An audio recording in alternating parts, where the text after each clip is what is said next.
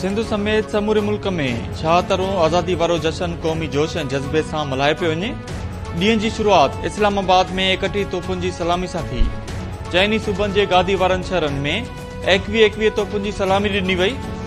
जश्न आज़ादी जे मौक़े ते क़ाइदे आज़म मोहम्मद अली जिन्ना जी मज़ार ते गार्ड्स जी तब्दीली वारी तक़रीब। पाक नेवी जे कैडेट्स गार्ड्स जूं ज़िम्मेवारियूं संभाले वरितियूं। लाहौर में अलामा इक़बाल जी मज़ार ते बि गार्ड्स जी तब्दीली वारी तक़रीब। पाक फ़ौज जे दस्ते गार्ड्स जूं ज़िम्मेवारियूं संभाले वरितियूं।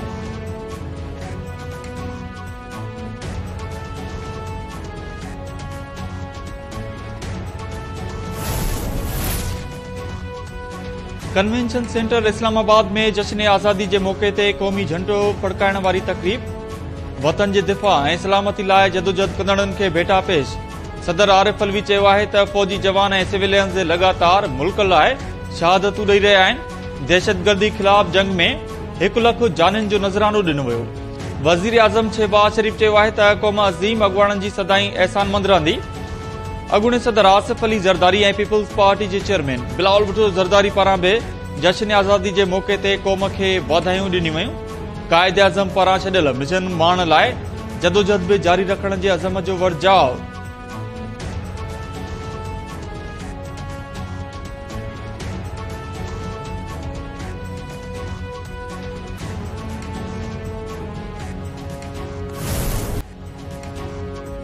सखर शहर में दहशतगर्दन हथां बेदर्दी सां शहीद थियल केटी न्यूज़ जे दिलेर रिपोर्टर जान मोहम्मद महर खे धरती पंहिंजी झोलीअ में झले वरितो।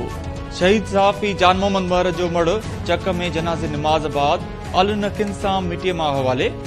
सोग में चक शहर बंद। जनाज़े नमाज़ में कलम धणनि ऐं शहरनि जी वॾी अंग में शिरकत। समूरी सिंध में सोग वारो माहौल छायल।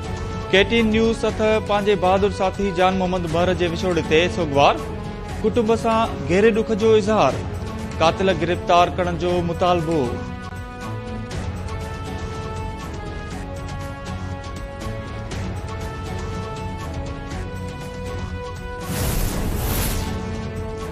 सखर पुलिस केटी न्यूज़ जे बहादुर रिपोर्टर जान मोहम्मद महर खे विच शहर में क़त्ल कंदड़ दहशतगर्दनि जो अञा ताईं पतो लॻाए न सघी।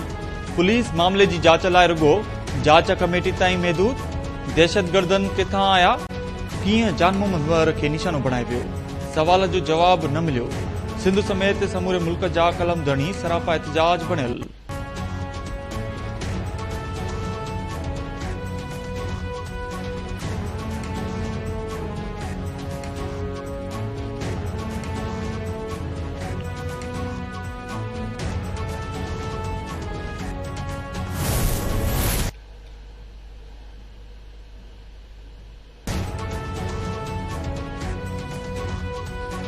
शहीद जान मोहम्मद महर जे केस में कुछ शाहिदियूं मिलियूं आहिनि। पुलिस खे कातिल पकड़ण जूं हिदायतूं ॾेई छॾियूं आहिनि। वॾे वज़ीर मुरादल शाह चयो आहे त SSP सखर ऐं MS सखर सिविल अस्पताल ख़िलाफ़ कार्रवाई कीअं कयूं, ॾोहो कंदड़नि ख़िलाफ़ कार्रवाई कंदासीं।